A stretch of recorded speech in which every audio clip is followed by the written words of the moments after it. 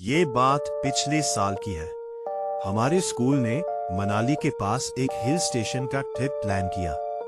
हम सब 11वीं क्लास के लड़के थे, तो आप समझ ही सकते हैं कि उत्साह कितना ज्यादा था। बस में गाने बज रहे थे, हम सब नाच रहे थे और किसी को अंदाजा भी नहीं था कि ये ट्रिप हमारी जिंदगी का सबसे डरावना अनुभव बनने वाला है। मनाली से थोड़ा दूर एक सुनसान इलाके में हमारा होटल बुक था। जब हमारी बस वहां पहुंची तो शाम के 7 बज चुके थे और अंधेरा गहरा हो चुका था। वो होटल कोई आम होटल नहीं लग रहा था। वो एक पुरानी ब्रिटिश जमाने की हवेली मैंशन जैसा था। ऊंची पत्थर की दीवारें, बड़ी बड़ी खिड़कियां और चारों तरफ घने देवदार के जंगल। जब हम बस से उतरे तो एक अजीब सी ठंड ने हमें घेर लिया। यह ठंड सिर्फ मौसम की नहीं थी, हवा में कुछ भारीपन था।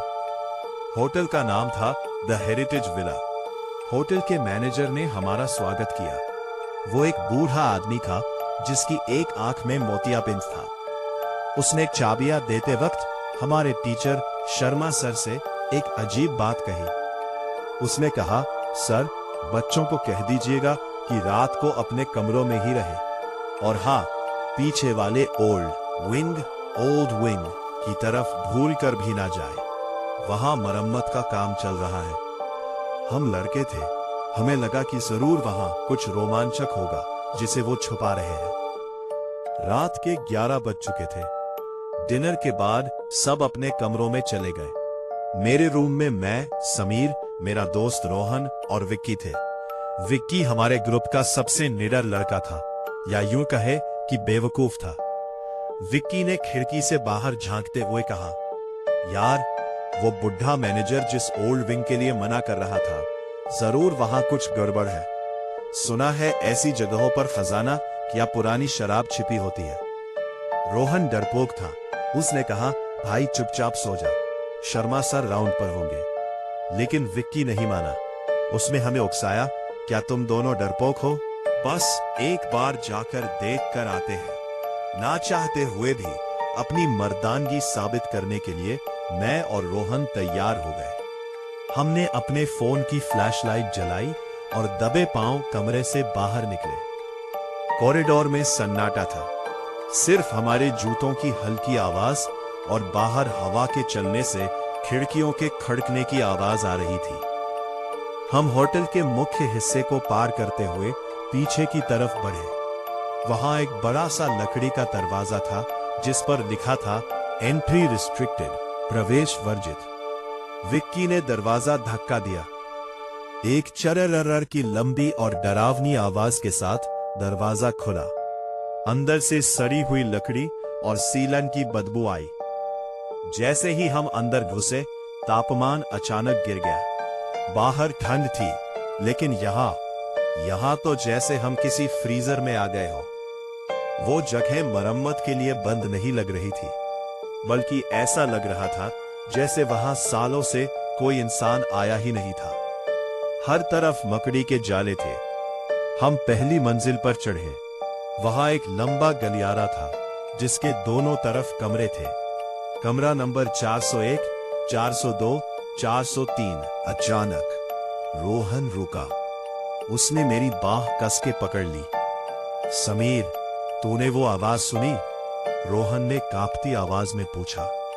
मैंने ध्यान से सुना, सन्नाटा था। मैंने कहा, वहम है तेरा, चल वापस चलते हैं। लेकिन तभी हमें एक आवाज सुनाई दी, धप धप धप, जैसे कोई नंगे पैर उस लकड़ी के फर्श पर चल रहा हो। आवाज हमारे आगे से नहीं, हमारे पीछे से आ रही थी। हम तीनों एकदम जम गए। विक्की ने धीरे से पीछे मुड़कर अपनी टॉर्च घुमाई। वहां कोई नहीं था, सिर्फ उड़ती हुई धूल। विक्की हंसा, हवा है यार, तुम लोग भी ना। लेकिन उसकी हंसी पूरी होने से पहले ही गलियारे के आखिरी कमरा नंबर 404 का दरवाजा अपने आप जोर से खुला। धड़ाम। वो आवाज इतनी तेज थी कि हमारा दिल हलक में आ गया। उस खुले दरवाजे से एक हल्की पीली रोशनी बाहर आ रही थी। जबकि बिजली तो इस विंग में थी ही नहीं। विक्की के चेहरे का रंग उड़ चुका था, लेकिन जिज्ञासा में वो आगे बढ़ा। विक्की, मत जा। मैंने उसे रोकने की कोशिश की, लेकिन वो मंत्रमुग्ध सा उस कमरे की तरफ बढ़ा। मैं और रोहन भी उसके पीछे पीछे गए। हम कमरे के दरवाजे पर पहुंचे। अंदर का नजारा देखकर हमारे पैरों तले जमीन खिसक गई। कमरे के बीचों बीच एक पुरानी कुर्सी, रॉकिंग चेयर रखी थी, और वो कुर्सी हिल रही थी। चू चू चू। उस पर कोई नहीं बैठा था, लेकिन वो ऐसे हिल रही थी जैसे कोई अभी अभी उस पर से उठा हो। तभी कमरे के कोने में रखे एक पुराने आईने, मिरर पर हमारी नजर पड़ी। उस आईने पर धूल जमी थी, लेकिन जैसे ही हमने फ्लैशलाइट उस पर मारी, हमें आईने में हम 3 नहीं बल्कि 4 लोग दिखे। हमारे ठीक पीछे एक औरत खड़ी थी। उसके बाल उसके चेहरे पर बिखरे हुए थे, और उसने पुराने जमाने के नर्स जैसे कपड़े पहने थे। उसका चेहरा नहीं दिख रहा था, लेकिन आईने में दिख रहा था कि उसका एक हाथ विक्की के कंधे पर था। विक्की को एहसास हुआ। उसने धीरे से अपने कंधे की तरफ देखा। उसकी ग्रे टी शर्ट पर धूल और खून से सने एक पंजे का निशान छप रहा था। भागो, विक्की चिल्लाया। जैसे ही हम पलटे, वो औरत वहां नहीं थी, लेकिन कमरे की लाइट जो वहां थी ही नहीं, भक भक करके जलने बुझने लगी। अचानक कमरे का दरवाजा हमारे मुंह पर जोर से बंद हुआ। धड़ाम। हम अंदर कैद हो गए थे। हम दरवाजा पीटने लगे। खोलो, कोई है, बचाओ।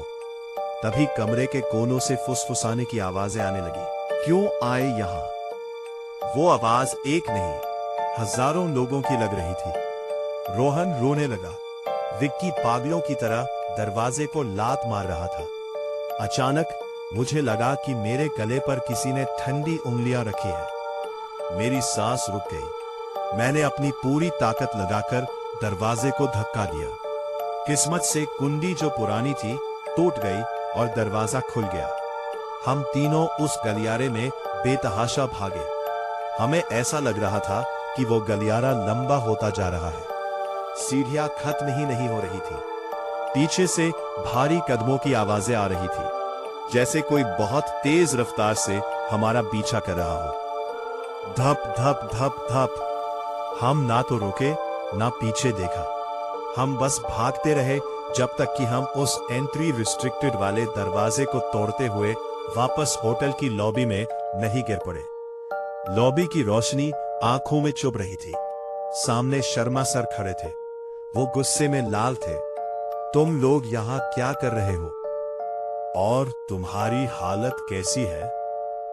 हम तीनों पसीने में लथपथ थे। रोहन कांप रहा था। हम कुछ बोल नहीं पाए। तभी शर्मा सर की नजर विक्की के कंधे पर गई। उनकी आंखें फटी की फटी रह गई। विक्की की टी शर्ट फटी हुई थी और उसके कंधे पर 5 उंगलियों के निशान थे, जैसे किसी ने जलते हुए लोहे से उसे पकड़ लिया हो। मांस जलने की हल्की बदबू आ रही थी। होटल का मैनेजर भी वहां आ गया। उसने विक्की के कंधे को देखा और फिर हमारी तरफ। उसकी आंखों में गुस्सा नहीं बल्कि दया थी। उसने धीरे से कहा, मैंने मना किया था ना। 40 साल पहले उस विंग में आग लगी थी। कमरा नंबर 404 में एक मेंटल पेशेंट ने खुद को आग लगा ली थी। वो आज भी मेहमानों को ढूंढती है। उस रात हम तीनों में से कोई नहीं सो पाया। हमने शर्मा सर के कमरे में ही जमीन पर बैठकर रात बिताई। अगली सुबह ही हम चेकआउट करके वहां से निकल गए।